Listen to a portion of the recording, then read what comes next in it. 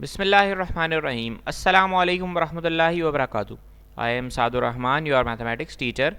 Today is our fifth lecture of chapter 5 integers. आज की class में हम डिस्कस करेंगे sign rule in multiplication and division, यानी कि हम अगर दो इंटीजर्स को मल्टीप्लाई या डिवाइड कर रहे हैं तो उस सूरत में हम उनके साथ कौन सी साइन लगाएंगे, ये हमने आज की क्लास में सीखना है। तो याद रहे कि अगर हमारे पास दो नंबर्स मल्टीप्लाई या डिवाइड हो रहे हैं और उन दोनों की साइन प्लस है तो आंसर भी हमारे पास प्लस में ही आएगा। फॉर एग्जाम्पल, अगर हमारे पास +2 मल्टीप्लाई हो रहा है +3 से, ठीक है, तो हमारे पास आंसर आएगा +6। ठीक है, हम ये नहीं देखेंगे कि बड़े की साइन कौन सी है या छोटे की साइन कौन सी है, ये रूल मल्टीप्लाई में फॉलो नहीं होता। ठीक है, इसलिए हम 2 को 3 से मल्टीप्लाई कर देंगे और दोनों की साइन प्लस है, 3 के साथ भी प्लस की साइन है, 2 के साथ भी प्लस की साइन है, तो प्लस प्लस प्लस और आखिर में आंसर में भी प्लस ही आ जाएगा, +6 आंसर आएगा। और हम आंसर में प्लस की साइन यानी कि जो जब अकेले प्लस की साइन लिखी हुई होती है तो हम नहीं लिखते। ठीक है, इसी तरह से अगर 2 जो है वो 3 से डिवाइड हो रहा है या 2 जो है वो 2 से डिवाइड हो रहा है तो हमारा आंसर आ जाएगा 1। ठीक है, और हमारा आंसर जो है वो पॉजिटिव आएगा क्योंकि दोनों जो नंबर्स हैं न्यूमरेटर और डिनोमिनेटर में दोनों की साइन क्या है, प्लस है, इसलिए हमारे आंसर में भी क्या साइन आएगी, प्लस की ही साइन आएगी। बिल्कुल इसी तरह से अगर हमारे पास -2 मल्टीप्लाई हो रहा है -3 से, तो ऐसी सूरत में हमारे पास आंसर आएगा +6। 2 3 ज़ा 6। ठीक है, और प्लस माइनस माइनस क्या हो जाएगा, प्लस हो जाएगा। बिल्कुल इसी तरह से अगर डिवाइड हो रहा है, ठीक है, तो अगर मैं कहता हूँ कि -2 डिवाइड हो रहा है -2 से, सही है, तो आंसर आपके पास क्या आएगा, माइनस माइनस 2 से 2 कैंसिल हो जाएगा, 2 1 ज़ा 2 2 1 ज़ा 2, और माइनस से भी माइनस कैंसिल हो जाएगा, माइनस माइनस क्या हो जाएगा, प्लस, तो आंसर आएगा +1 ना कि -1। ठीक है, लेकिन अगर हमारे पास एक नंबर नेगेटिव है और दूसरा नंबर पॉजिटिव है, भले पहला नंबर नेगेटिव हो या दूसरा नंबर नेगेटिव हो, भले बड़ा नंबर नेगेटिव हो या छोटा नंबर नेगेटिव हो, इससे कोई फ़र्क नहीं पड़ता। ठीक है, या फिर अगर मैं कहूँ कि 2 पॉजिटिव है और 3 नेगेटिव है, ठीक है, दोनों सूरतों में हमारे पास आंसर आएगा -6, बशर्त के ये आपस में मल्टीप्लाई हो रहे हो।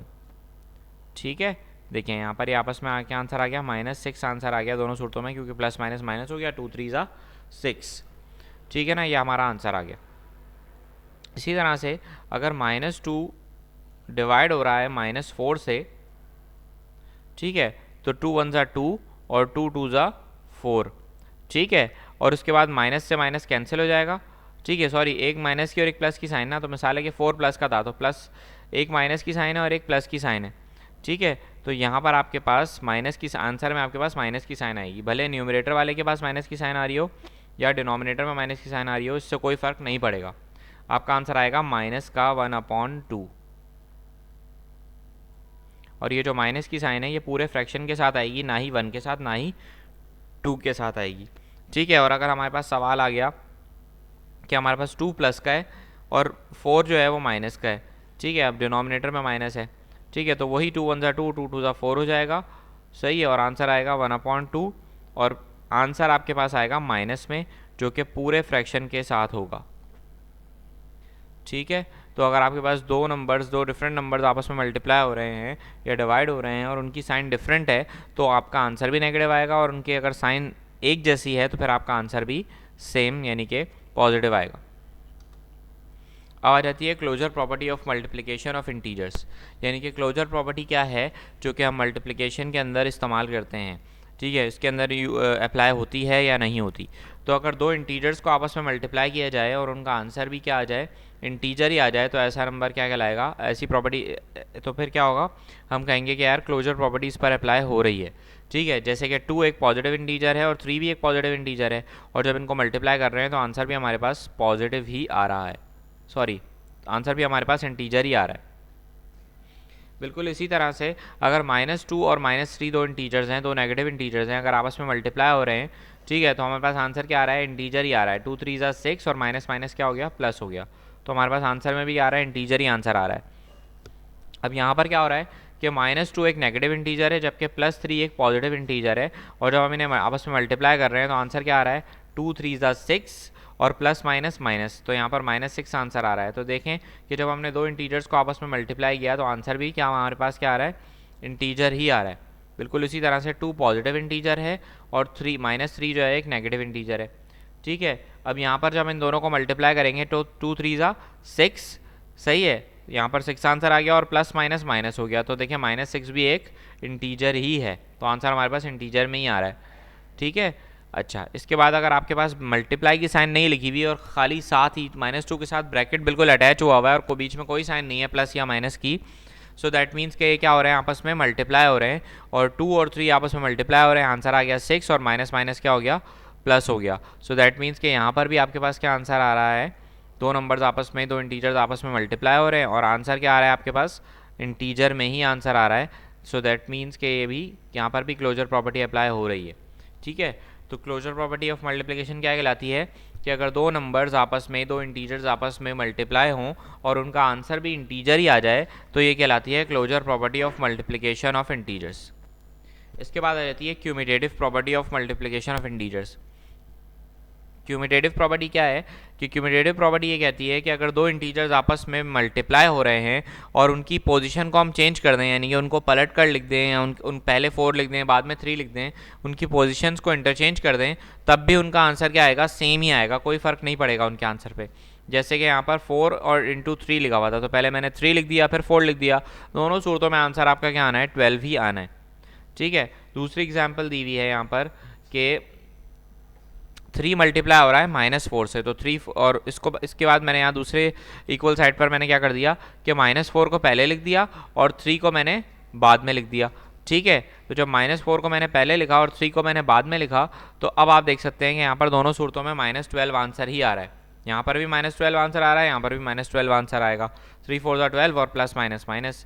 ठीक है, अब अगर मैं मिसाल है कि छोटा नंबर जो है वो नेगेटिव है और बड़ा नंबर पॉजिटिव है, ठीक है, तो ऐसा नहीं है कि बड़े की साइन आएगी आंसर में, दोनों सूरतों में क्या होगा कि +4 3 से जब मल्टीप्लाई होगा तो 4 3 12 हो जाएगा और प्लस माइनस माइनस हो जाएगा, तो इनकी पोजीशन इंटरचेंज करने से इनके आंसर पर कोई फ़र्क नहीं पड़ेगा, आंसर सेम आएगा दोनों सूरतों में।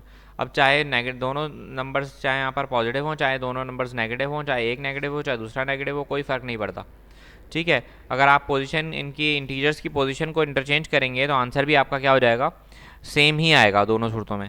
जैसे कि पहले -3 पहले लिखा हुआ था, +4 बाद में लिखा हुआ था, फिर +4 पहले लिखा हुआ है, -3 बाद में मल्टीप्लाई हो रहा है। ठीक है, तो ये कहलाती है cumulative property of multiplication of integers. इसके बाद आती है associative property of multiplication of integers. इसके अंदर क्या होता है कि दो या दो से ज़्यादा इंटीजर्स अगर आपस में मल्टीप्लाई हो रहे हैं, ठीक है, तो ये ज़रूरी नहीं है कि उन्हें उनके रिस्पेक्टिव ऑर्डर में ही जो है वो आपस में पहले मल्टीप्लाई किया जाए, यानी कि ये ज़रूरी नहीं है कि अगर -2 और 3 पहले लिखे हुए हैं या ब्रैकेट में लिखे हुए हैं तो पहले उनको मल्टीप्लाई किया जाए और बाद में जो आंसर आए उसके साथ 5 को मल्टीप्लाई किया जाए। हम पहले 3 और 5 को भी आपस में मल्टीप्लाई कर सकते हैं और उसका जो आंसर आएगा उसको 2 से आपस में मल्टीप्लाई कर सकते हैं। ज़रूरी नहीं है कि हम पहले जो है वो 2 को मल्टीप्लाई करें, पहले 2 और 3 को मल्टीप्लाई करें, फिर जो आंसर आए उसके साथ 5 को मल्टीप्लाई करें, ये ज़रूरी नहीं है, दोनों सूरतों में आंसर सेम आएगा। जैसे कि यहाँ पर हमने -2 और 3 को पहले मल्टीप्लाई किया तो 2 3 6 और प्लस माइनस माइनस -6 आंसर आ गया। इसके बाद आपके पास ये 5 से मल्टीप्लाई हो रहा है तो हमने इसको 5 से मल्टीप्लाई किया, आंसर आया प्लस माइनस माइनस 5 6 30 आंसर आ गया यहाँ पर माइनस का। दूसरी साइड पर यहाँ पर -2 को हमने इधर ही रहने दिया और 3 को 5 से मल्टीप्लाई कर दिया तो 3 5 15 हो गया। ठीक है, और उसके बाद 15 जब -2 से मल्टीप्लाई हुआ तो -15 2 30 और प्लस माइनस माइनस, तो आंसर में फिर भी क्या आया, -30 ही आंसर आया, यानी दोनों सूरतों में हमारा आंसर क्या आ रहा है, -30 ही आ रहा है। सो दैट मीन्स के closure property cumulative associative property जो है वो मल्टीप्लिकेशन के ऊपर अप्लाई हो रही है।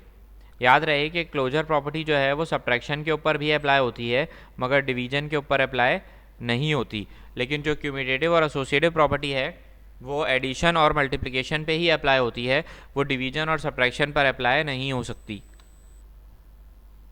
जैसे कि मल्टीप्लिकेटिव आइडेंटिटी ऑफ इंटीजर्स है कि अगर किसी भी नंबर को 1 से मल्टीप्लाई करें, ठीक है, चाहे वो पॉजिटिव इंटीजर हो चाहे वो नेगेटिव इंटीजर हो, किसी भी नेगेटिव या पॉजिटिव इंटीजर को अगर 1 से मल्टीप्लाई करेंगे तो आंसर क्या आ जाएगा, वही सेम इंटीजर या वही सेम आंसर आ जाएगा। ठीक है, जैसे कि जब मैंने 7 को 1 से मल्टीप्लाई किया तो आंसर क्या आया, 7। इसी तरह से जब मैंने 1 को -5 से मल्टीप्लाई किया तो आंसर क्या आया, -5।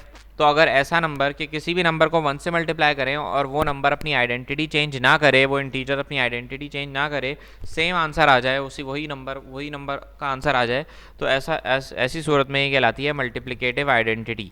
और ये इंटीजर्स को हमने मल्टीप्लाई करवाया इसलिए कहलाएगी मल्टीप्लिकेटिव आइडेंटिटी ऑफ इंटीजर्स।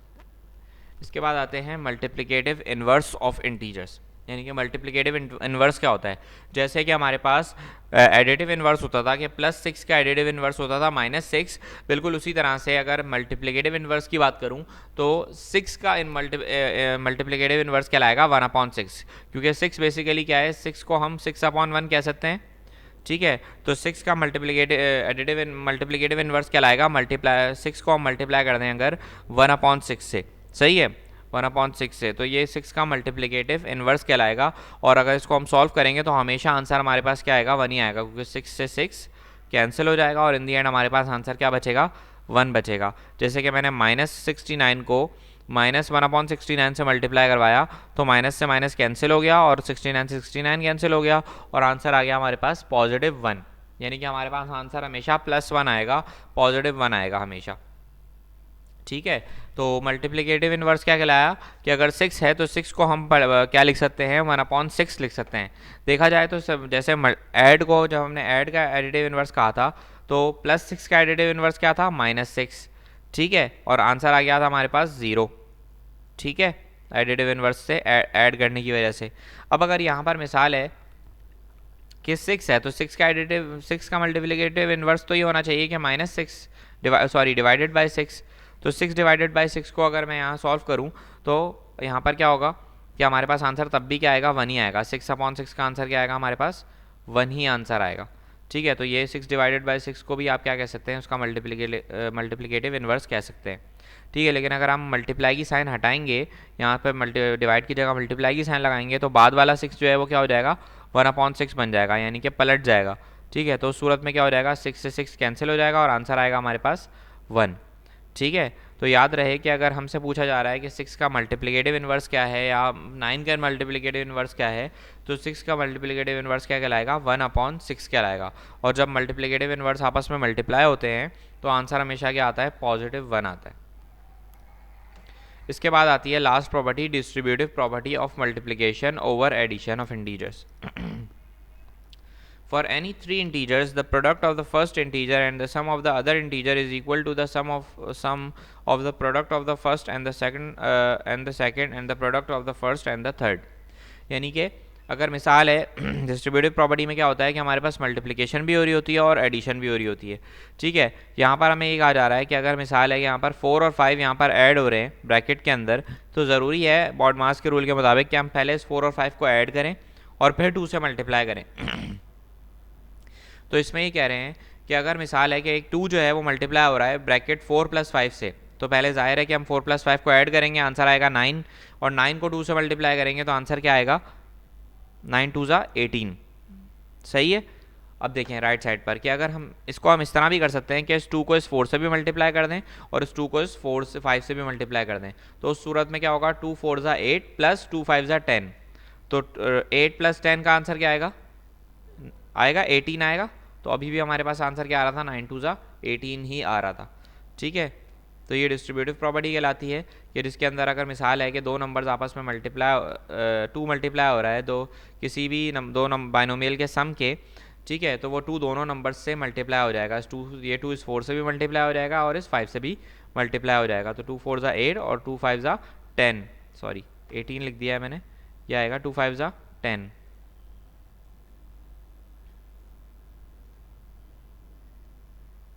और इन दी एंड हमारा आंसर क्या आएगा, 18 ही आएगा, जो कि दोनों साइड पर आ रहा है। ठीक है, तो डिस्ट्रीब्यूटिव प्रॉपर्टी में हम इस तरह से भी सवाल को आसानी से सॉल्व कर सकते हैं। 2 9 ज़ा 18 हमारे पास आंसर आ जाएगा। ठीक है, बिल्कुल इसी तरह से सेकंड एग्जांपल है जिसके अंदर एक नेगेटिव नंबर है और बाकी पॉजिटिव नंबर्स हैं। ठीक है, चाहे सारे नेगेटिव नंबर्स हों तब भी हम ये प्रॉपर्टी अप्लाई कर सकते हैं। ठीक है, जैसे कि यहाँ पर देखें 3 जो है वो मल्टीप्लाई हो रहा है -2 + 4 से। ठीक है, तो हम इसको क्या कर सकते हैं कि 3 को मल्टीप्लाई कर देंगे हम -2 से और 3 को हम मल्टीप्लाई कर देंगे 4 से, तो 3 4 आ जाएगा हमारे पास 12 प्लस बीच में प्लस आ गया और उसके बाद 3 मल्टीप्लाई हो जाएगा -2 से, तो -6 आंसर आ जाएगा। ठीक है, प्लस माइनस माइनस, तो 12 में से 6 गए 6 बचे और बड़े की साइन आ गई प्लस, तो +6 आंसर आएगा। ठीक है, जबकि यहाँ पर हम सॉल्व करेंगे तो -2 + 4 का आंसर आएगा +2, क्योंकि प्लस माइनस माइनस 4 में से 2 गया 2 बचा और बड़े की साइन आ गई प्लस, और जब 2 3 से मल्टीप्लाई होगा तो आंसर आएगा +6। तो आपने देखा कि दोनों साइड पर, दोनों सूरतों में हमारे पास +6 ही आंसर आ रहा है। सो दैट मीन्स कि यहाँ पर distributive property multiplication over addition यहाँ पर अप्लाई हो रही है।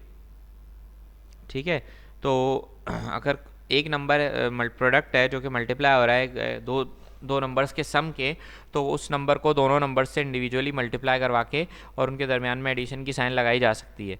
ठीक है, जैसे कि 2 यहाँ पर 4 से भी मल्टीप्लाई हो रहा है और 5 से भी मल्टीप्लाई हो रहा है। ठीक है, तो हमने इसको 2 multiply by 4 plus 2 multiply by 5 भी इसको हम लिख सकते हैं। यहाँ तक हमारा लेक्चर कंप्लीट हो गया है और अब होमवर्क सुन लीजिए। तमाम प्रॉपर्टीज़ जो हैं जो कि हमने मल्टीप्लिकेशन की आज डिस्कस की हैं, मल्टीप्लिकेशन के हवाले से तमाम प्रॉपर्टीज़ डिस्कस की हैं, closure property, cumulative property, associative property, multiplicative identity, multiplicative inverse, distributive property of multiplication over addition. ये तमाम प्रॉपर्टीज़ आपने याद करनी है अच्छे तरीके से। ठीक है, अपने जहन में बिठानी है, इसके रूल्स को बार बार पढ़ना है, यानी कि रिवाइज करना है, और कॉपी में से लिखने की ज़रूरत नहीं है क्योंकि आपकी बुक में मौजूद है। ठीक है, जज़ाकल्लाह क्लास, अपना ख्याल रखिएगा, अपना होमवर्क असाइनमेंट कंप्लीट कर लीजिएगा। अल्लाह हाफ़िज़।